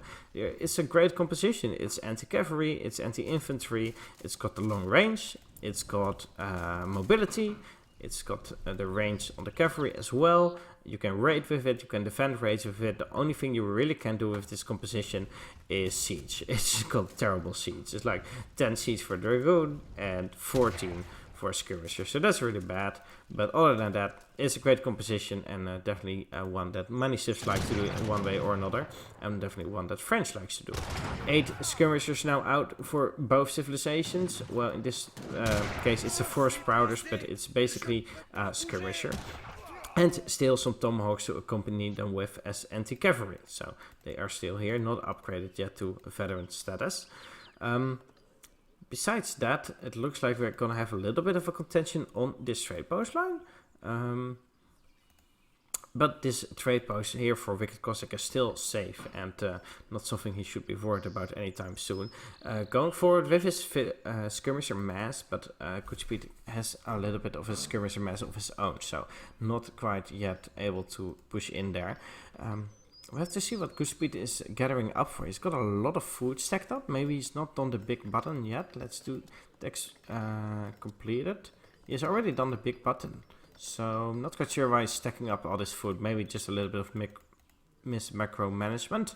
Hazard's going forward again, going in for more raids. They really paid off so far. If you take a look at units lost, he's lost 2 villagers and 4 Kenya horsemen against just 2 hussars. So that's definitely a huge win for WickedCossack in that regard. 2 falconets are now out for WickedCossack. And crates for GoodSpeed. So. And WickedCossack is even gonna scout that. He's even gonna scout the crate instead of military units, which basically means, okay, WickedCossack, come on, you can push out. That's fine. I don't have units or anything, so that's really bad that he scouted it, and definitely puts Wicked in a very good position, I would say. And this is gonna be tough. I don't think GoodSpeed even has a second production facility yet. He doesn't have a stable. He doesn't have a warhead. He's got a few Kenya horsemen though. And here he does have a stable. He has a stable in his base. He does have a warhead here, so he can use the 1200 resources he sent with that shipment to train a lot of units. So potentially that can be better than just straight up sending 2 falconets. But then again, 2 falconets really are very good in this composition. They're able to do the siege damage, which I talked about earlier, which you really need. They're able to do long range damage against infantry masses, which is often what Iroquois has. So it's gonna be tough for GoodSpeed to deal with this. And maybe he's gonna spam out musket riders and go like Dragoon Skirmisher himself, but instead of that, he's gonna go with forest powders and musket riders. I'm not sure, but he's still got some resources stacked up, so he has to use them pretty soon here. Falconet's not in position yet, so GoodSpeed doing a decent first trade here, since falconets have not popped out yet, but now they're going to shoot their first volleys and doing a lot of damage. Oh, the 6 Kenya popping out of the warhead here, which is really unfortunate. Not really doing the damage they wanted to do, not right on top of the falconets or anything. So not really ideal for him. Musket riders are now out, but it's just so hard to ever reach these falconets. They're behind the warhead and they're protected by the mine, by the villagers, by this cliff, by all the military units. It's really hard for GoodSpeed to defend this. GoodSpeed just stayed up resigning here, and the 4-1 is real, and definitely not a great fight for GoodSpeed here as well. So yeah, GoodSpeed losing this fight here, unfortunately, in the 4th game, and well, with that losing the game, military unit population, as you can see, and early on, it's just really sucks for GoodSpeed. The early 4 Kenya, and later on the 1200 resources instead of the 2 falconets. I guess the 2 falconets are just way better in this this composition. So that is what's winning Wicked this fight.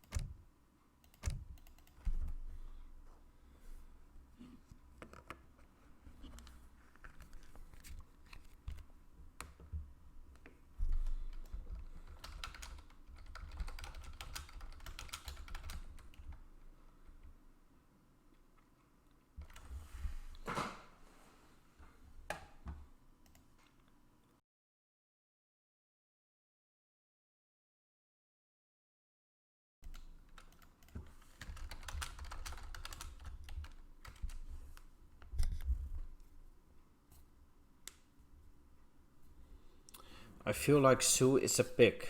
I feel like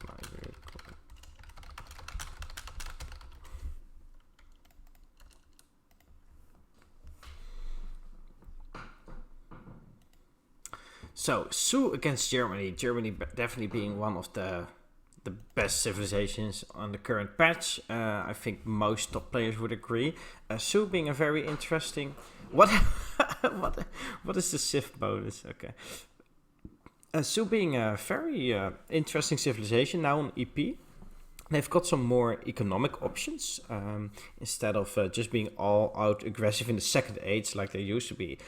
They've got some economic options which by means of their teepees, basically their houses, but they don't need houses, their teepees boost the economic gathering of all villagers around it in a small radius. So that's basically how they can now boom, which is really good if you have the time to do it. But against Germany, I'm not quite sure if you have enough time to really perform a huge boom. So it's gonna be interesting.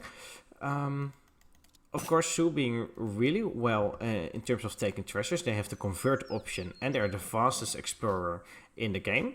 And even it's got the area attack, as you can see here, taking out 2 coyotes with ease, very quickly, 70 foot right away. So great pickup for him. The only thing he does not have is a ranged attack, so he cannot kite the treasures. He cannot creep them, as they call it, but he has to attack them in melee. WickedCossack immediately taking out an 80 foot, and one of the things I like to do when playing Sue is just immediately go to your opponent, go to his hero and see if he's taking any treasures and try to steal him right away and kill his hero. It's really quite lame, and but it's definitely just like using, of course, your hero's ability. His speed is what makes Sue so great. 7.76 speed, which is I think the fastest unit in the game by default. So well, except for a pool-tricked Falconet, of course, which is like 20,000 speed. But, well, in general, Sue hero is really fast and great for picking up treasures. Let's see how many treasures are on this map. Some cows, which are basically worthless. 75 coin. Another cougar. 60 food is good. 8 XP is good. Okay, so basically there are 2 more good treasures on the map, and GoodSpeed just scouted one of them and is going to take that, and well, let's see who is going to scout the 60 food first, but it may be a while before that's going to be scouted. So both of these civilizations, both of these players don't have a lot of hunts nearby, which is basically how the map is supposed to be played, right? So it's going to be interesting to see if they're going to be really aggressive here. I think on this map, being aggressive is quite okay. It's not a great map for a fast fortress, for example, just because it's really hard to get a lot of hunts in your base for some civilization like British, for example. I do think that WickedCossack has got a little bit more hunt on his side of the map, but in general they all spawned fine, and it's just really hard to get a third hunt. So I have to see how GoodSpeed will manage to deal with that. Maybe some second age bow riders will give him the pressure he needs. Anyway, let's take a look at their shipments sent. So far the default shipments of 3 villagers and 2 saddle wagons. Let's see what this deck is. This is a quite default deck. Nothing extraordinary, no H4 shenanigans as we saw earlier with Mido. And in GoodSpeed's deck we have some Bison, we have the Xenon bows, TP upgrade. So definitely some colonial options. So maybe it's gonna stay in the colonial age for a little bit longer. Looks like now GoodSpeed winning this H1 with getting the best treasures, I would say. But he has scouted this hero from WickedCossack, and well, WickedCossack is probably gonna go for a trade post, right? I mean, he's in the second age. He's in transition. He's not got a trade post yet, so he must expect Germany to go for a trade post, and that means that GoodSpeed can do exactly what is he doing now. It's just gonna go and attack that hero. He's not gonna get it down before the trade post goes up, but he can maybe do some damage against it.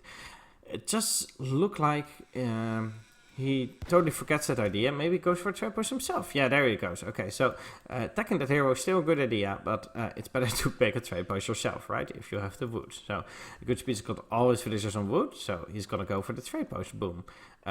Is he even just gonna try and deny all trade posts from Germany? Is he just gonna go straight to the next trade post? I mean, he's stopping wood with every last one of his villagers. Just they're all on wood. So I'm not quite sure what he's gonna. Maybe he's just gonna use the wood for TPs and for a stable. Maybe for another trade post or for a market. There are a lot of options available to him right now. And yeah, there he goes. Another trade post. He's got to go for the trade post. Boom. As soon. That is very interesting against Germany. Of course, Germany needs his trade post, but he's going to take them all, except for the one that Wicked Cossack has already got in his base. Another 40 food being picked up in GoodSpeed's base here. And now the TPs are coming up. So these TPs give a small radius of around, I think, 12 range, maybe, or 8 range. And in that radius, all villagers are boosted in their gathering rate. So it's kind of like a market, but only at one specific point. GoodSpeed's aging up with the 400 wood, and with that, ending in one stable, and maybe even another trade post. Maybe he's just going to go all out on trade post. And is going to leave this trade post for what it is and just going to do his own boom.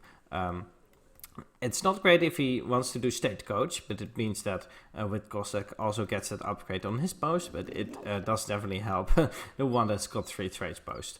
Market now coming up as well. The TPs are up. Corral is being built. And with that, GoodSpeed has got everything he needs to set up for a little bit of a longer colonial fight.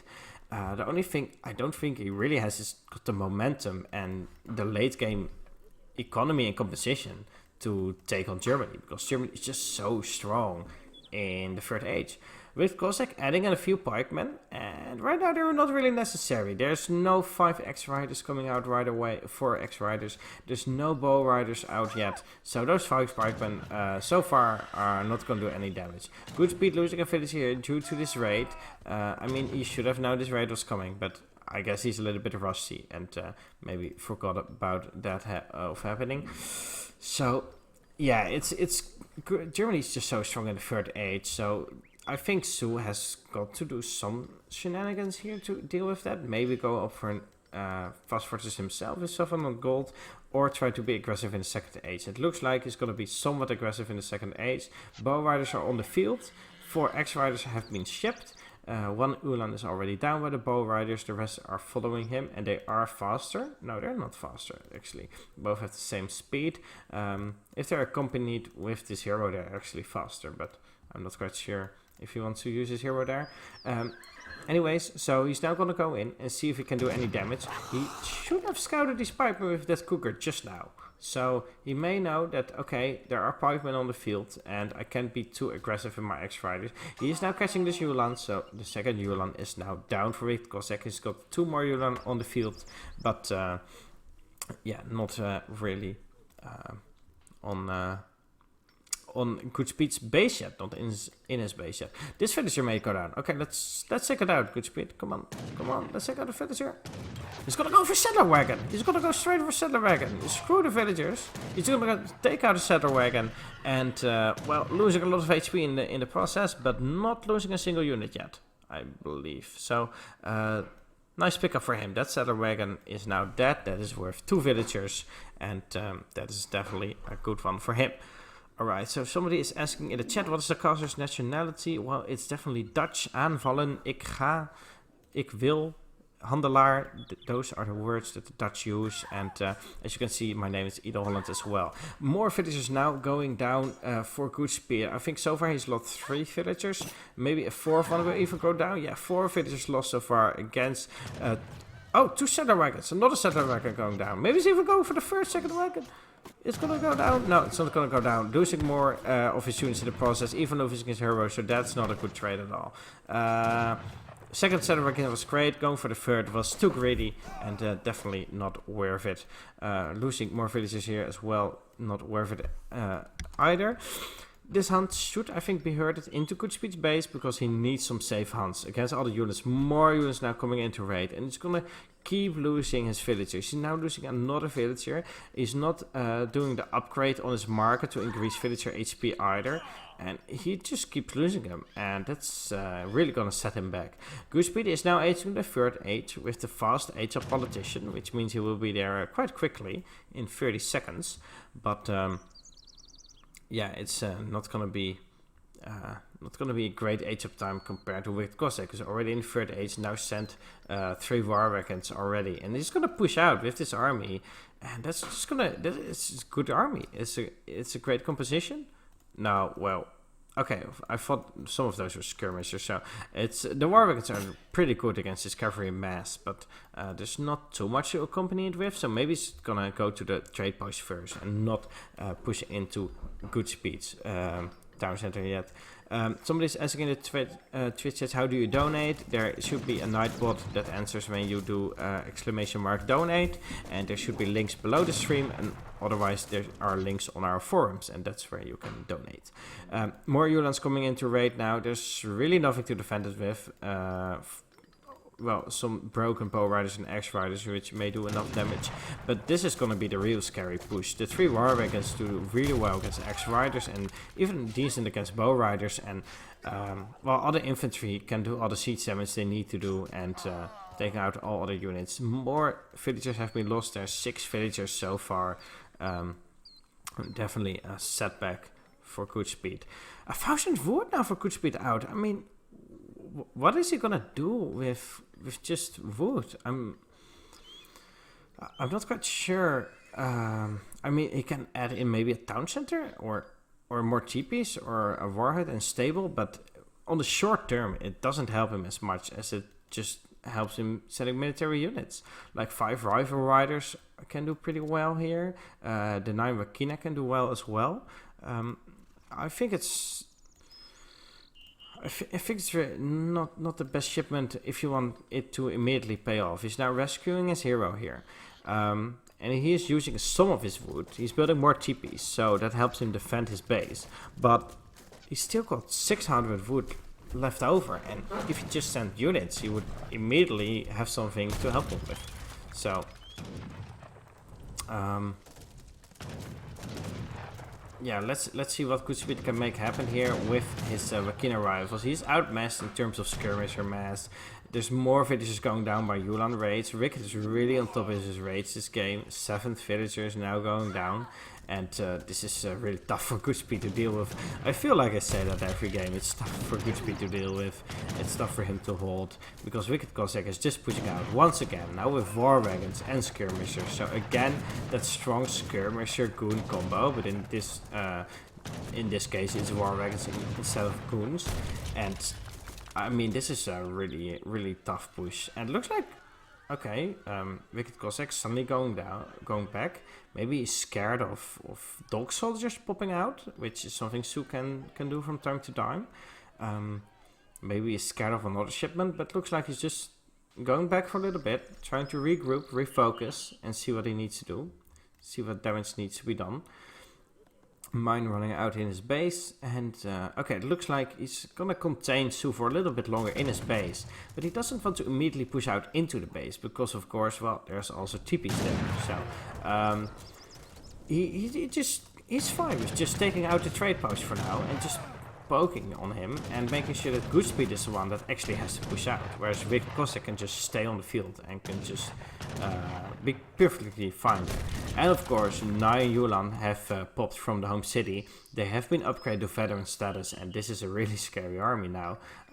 There is something that Su can do, that's a big button, which gives them a lot of dog soldiers for a decent amount of food, and that can definitely swing games. I've seen a lot of cases where that big button alone just made Su win the game, basically. But I'm not quite sure if that's gonna be popping out right now. There are some TPs coming up real quickly, but it looks like most of the damage has already been done by WickedCossack. The Wakinas and the bow riders are quickly getting picked off by the big skirmisher and war wagon and mass, and the only adding in a few more units. Fun Sif, he says, but after that resigns. And a 5-0, a clean sweep. I cannot even put it on the scoreboard, but this is a 5-0. Thanks for casting. Same, it wasn't Yeah, so definitely a clean sweep for WickedCossack there. GoodSpeed maybe not really happy with his performance, but he has not played in 5 years, not seriously. I'm really just happy that he plays. So let's give him some thumbs up in the chat as well. Let's appreciate him for actually playing. Definitely... WickedCossack taking it seriously and...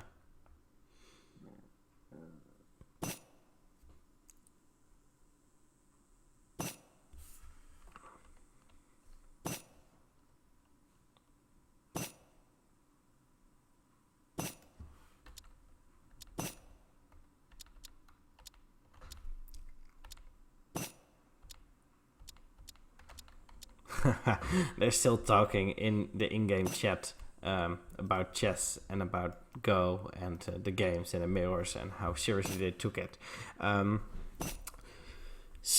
Ladies and gentlemen, WickedCossack could speed a 5-0 clean sweep win for WickedCossack here. So not a great position for the Ninjas to be in. Looks like we're out of this game. We've had a weekend full of tournament games here. A whole different weekend stacked with different content. I think I've got a news post here which actually tells me everything that happened. At least today we've seen 3 more matches: Snow versus Age of Killer, Mido versus Haza, and GoodSpeed versus WickedCossack. Watch back the other games if you want to. There are as Twitch vlogs, and also on YouTube they will be uploaded, I think, in this week. So you'll see them on our YouTube soon enough. It's also not GoodSpeed. It's actually Mido's birthday today. So let's see some more congratulations and happy birthday, Mido's, in the chat. It's his birthday today, and definitely want to celebrate. So I think next week we will be back with more H4P3 content from this tournament. Maybe we'll have some games during the week as well, but I don't see anything planned yet. Nothing on the schedule so far, so we have to reschedule new games, and I think I will see you all next week. I will have everything better set up by then with my microphone and video quality, but I think it's pretty decent right now already, so I'm quite happy with the results. I will see you all next week, and thank you a lot for watching. Thanks for those that subscribed during the stream and for those that donated. As you can see, the donation bar here is getting a little bit more fuller every day and every stream. So thanks a lot. I will see you again next week, and keep on playing.